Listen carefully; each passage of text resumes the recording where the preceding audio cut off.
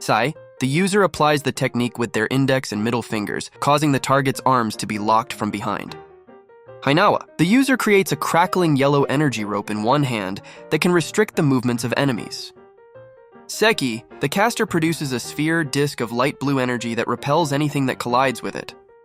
Geki, the user draws mystical symbols in the air, filling their entire body with red energy, which is then projected onto the opponent to paralyze them.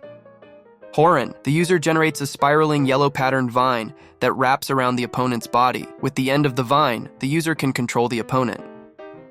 Sekieton, the user places their palms on the ground, causing a burst of red smoke to spread around. It restricts the movements of anyone caught in the smoke for a short time, giving the user an opportunity to escape. Before continuing, I want you to know that I put a lot of effort into the videos. Please don't forget to subscribe on YouTube and like the video to make me happy. Kyokko. This technique bends light, concealing the user's physical form, and Reiyatsu. It's used in combat to hide abilities while setting up traps for the target. Shitotsu Sansen. A burst of crackling yellow energy occurs in the user's palms, forming an inverted triangle with 3 small triangles at each point, which shoot at the target. Tsuriboshi. The user creates a blue energy orb that shoots 6 strings from its center, anchoring to nearby objects and forming an elastic web. Enkonsen, the user generates a yellow energy shield by blocking with their Zanpakudo, stopping the opponent's attack. Kakushitsuijaku, the user draws a circle using a black powder. When they place their palms under the circle to activate the spell, symbols within the circle light up in blue, and numbers appear in the circle until the designated target is found. Rikujokoro, the user points their index finger, generating 6 thin yellow sparks in the center of the target, immobilizing them in place. Hyapporankan, the user creates a blue and white energy rod, throws it at the target, and it splits into hundreds of rods, raining down on the target to immobilize them.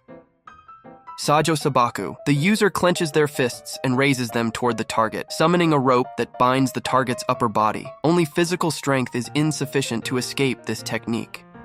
Tozansho, the user creates an inverted pyramid extending to 4 blue points, which can be used to imprison others. Gochūtekkan, the user clasps their hands together, forming a pentagonal shape. The user can control this technique with their hands, using it either for attack or confinement.